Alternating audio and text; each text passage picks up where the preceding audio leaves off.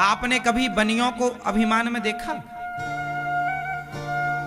कोई विशेष कोई व्यक्ति हो जो हो तो हो, बनियों के पास बहुत पैसा है पर फटा सा कुर्ता पहन के रहते हैं, दुकान में काम करते हैं। उनको देख के कोई कह ही नहीं सकता कि ये बहुत पैसे वाले हैं। बनिया आदमी बिल्कुल सामान्य रहता है। पैसे को पचाने की शक्ति केवल बनिया के पास है। बनिया के अतिरिक्त किसी के भी पास पैसा आया तो वो उफान मारता है, क्योंकि पैसे पचाने की क्षमता नहीं है सबके पास। जैसे ज्ञान को पचाने की क्षमता केवल ब्राह्मण के पास है। समाज में और किसी के पास ज्ञान आएगा तो वो सबके पास बैठ के अपना ज्ञान बघारेगा और वो यही कहेगा कि तुम तो बेवकूफ हो, देखो हम कितना जानते हैं। किसी के पास जरा सा ज्ञान आ जाए तो वो ज्ञान वो आपको जीने नहीं देगा। वो कहेगा हम ही ज्ञानी, तुम क्या था तुम्हें, जबकि है जरा सा।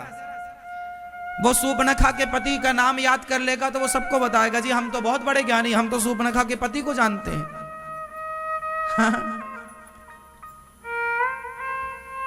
कुछ लोग होते हैं ना कि किसी किसी के बाप दादों का, उनके पिता का नाम क्या था, राम जी के पिता का नाम क्या, दशरथ जी के पिता का नाम क्या, उनके पिता का नाम क्या, तो उनको लगता देखो हम सब जानते हैं, हम बड़े ज्ञानी हैं।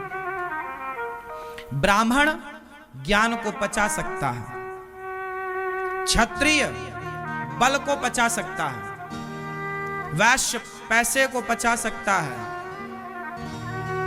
शूद्र सेवा को पचा सकता है। ब्राह्मण के पास ज्यादा पैसा आ जाए तो वो पचा पाना बड़ा कठिन है उसको, क्योंकि ब्राह्मण ज्ञान पचा सकता है, पैसा नहीं। इसलिए पैसा जब आपके पास आए तो आपको सरल बनना है, सहज बनना है, दिखावे में नहीं उलझना।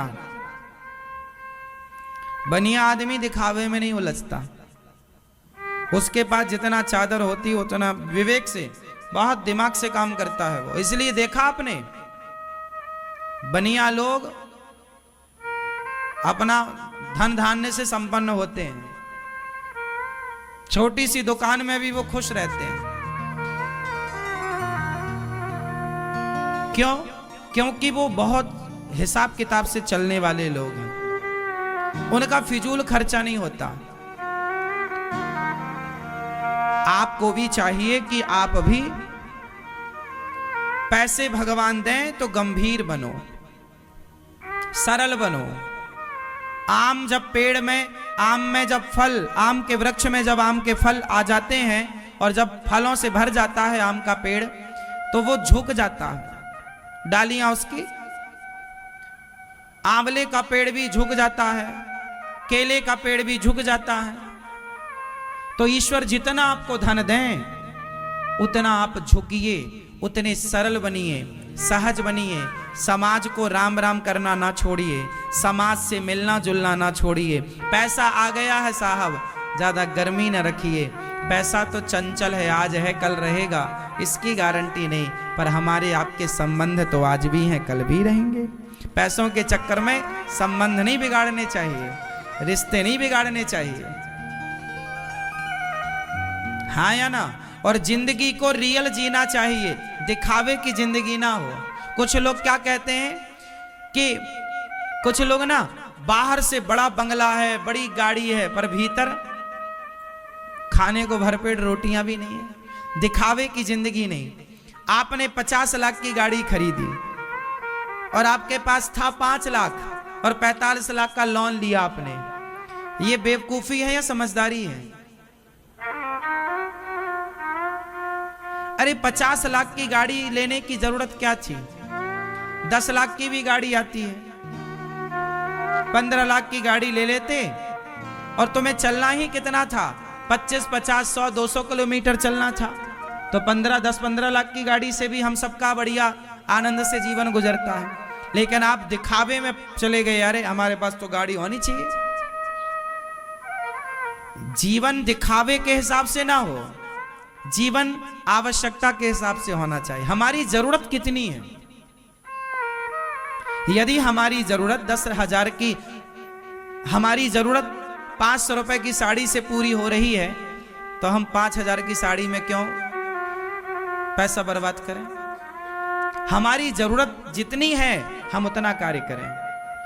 आजकल लोग जरूरतों के हिसाब से नहीं चल रहे हैं, दिखावे के हिसाब से। इतना बड़ा घर बनाएंगे, अरे घर छोटा चलेगा, बिजनेस बड़ा हो आपका, कारोबार बड़ा हो आपका, फिर घर बड़ा हो जाएगा, कोई बड़ी बात नहीं है।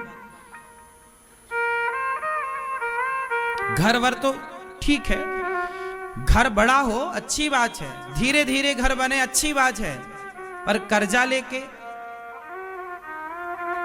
20 लाख रुपए का कर्जा लिया, चुकाया 40 लाख रुपए।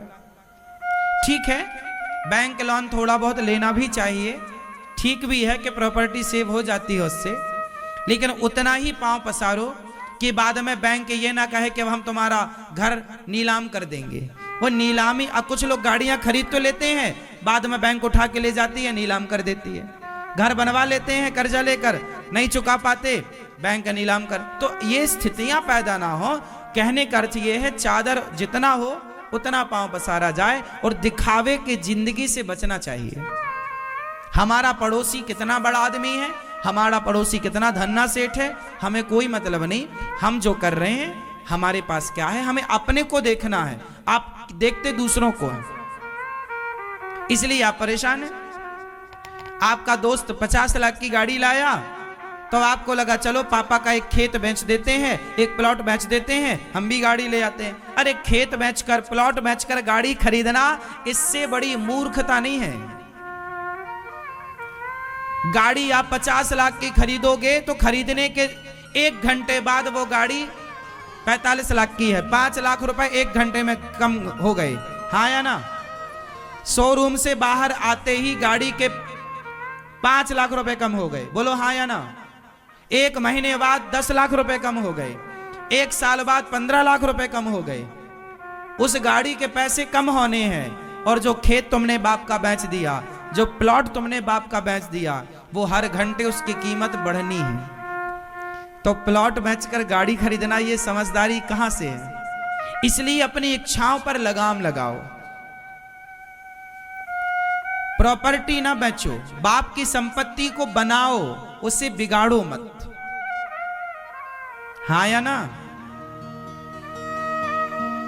मैया, आप भी अपने पति से मत बोला करो कि हमें 5,000 की साड़ी दिलाओ, 10,000 की साड़ी दिलाओ। साड़ी 10,000 की पहनना समझदारी नहीं है। साड़ी तो 1,500 की पहन लो भाई। 10,000 की एक साड़ी से अच्छा है 2,000 की 5 साड़ी ले आओ,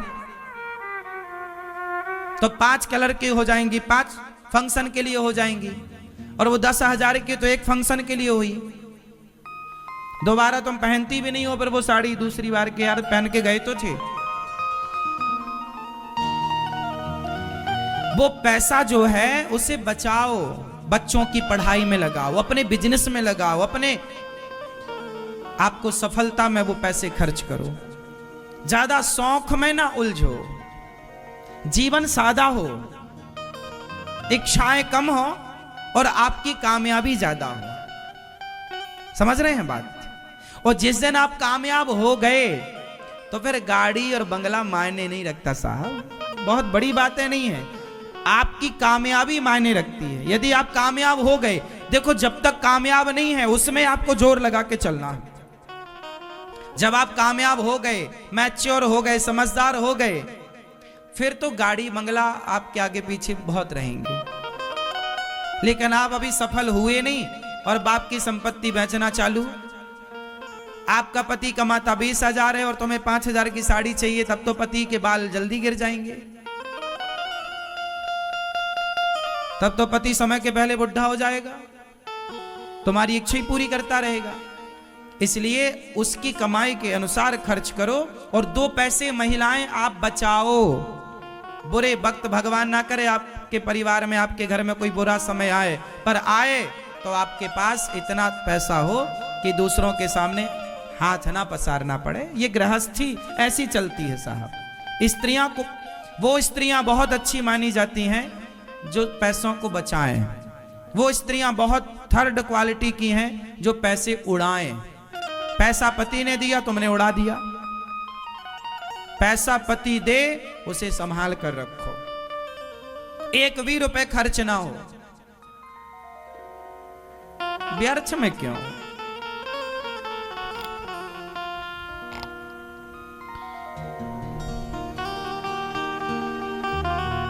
भगवान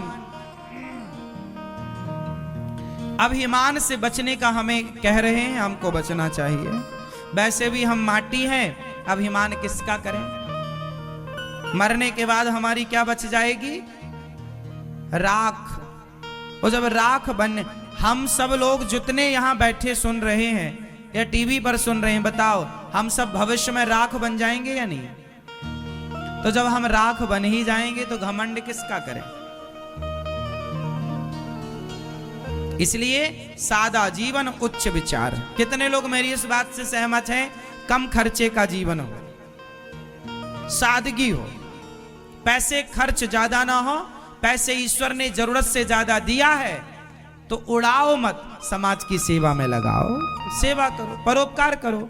किसी गरीब बेटी का विवाह कराओ, भूखे को रोटी दो, प्यासे को पानी दो, निर्वस्त्र को वस्त्र दो, समाज की सेवा करो। भाई पैसा आपके पास है, इसका मतलब विधाता की आप पर विशेष कृपा है और उसका सदुपयोग हो। हम ये नहीं कि पैसा है तो 50,000 की साड़ी पहनने लग जाएं, पैसा है तो 5 लाख की दारू पीने लग जाएं। ये तो पैसे का दुरुपयोग हुआ ना। मैंने सुना है मैया कि बड़े बड़े आदमी ना 5 लाख की दारू पीते हैं। एक बोतल दारू 5 लाख की आती है, भगवान जाने वो कैसी होती होगी। सुना है मैंने कि 5 लाख की भी दारू आती है एक बोतल। क्यों जी, सही है? सुना है मैंने। बड़े बड़े जो आदमी हैं, बहुत बड़े आदमी जो होते हैं ना, धन्ना सेठ, वो 5 लाख की बोतल, एक शराब की बोतल आती है 5 लाख की, वो पीते हैं। मैं तो सुन के बड़ा ताज्जुब मुझे लगा। चरस अफीम भी बहुत महंगा आता है, मैंने सुना है, लोग इसका भी नशा करते हैं। ताज्जुब लगा मुझे कि भगवान ये 5 लाख की शराब पीते हैं, इस 5 लाख में तो ना जाने कितने गरीब बाप की बेटियों का विवाह निपट जाएगा। गरीब बाप की बेटियों का 5 लाख में तो मुझे लगता है गरीब आदमी का पूरा विवाह बताओ कितने में निपट जाता है बेटी का? आप बताओ। गांव का जो बिल्कुल सबसे गरीब आदमी है, जब वो अपनी बेटी का विवाह करता है तो बताओ उसकी बेटी का विवाह कितने में निपट जाता है? जरा मुझे भारत का सबसे गरीब तबके के बेटी का विवाह का खर्चा बताओ, ये मैया बताएंगी। हाँ, 2 लाख। ये मैया बता, टोपा वाली मैया 50,000। हाँ, 25,000। ठीक है, आप बताओ मैया, भारत का जो सबसे गरीब आदमी है उसकी बेटी का विवाह कितने रुपए में होता है? आप बताओ। हाँ, 1 लाख 2 लाख चाहिए? आप बताओ मैया।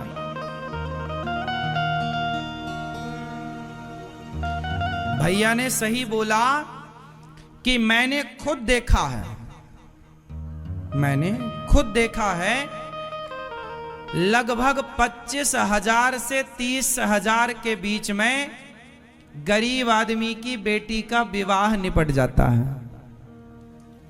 25 से 30,000 के, 35,000 के बीच में, मतलब बिल्कुल कम से कम खर्चा करने पर ये स्थितियां हैं।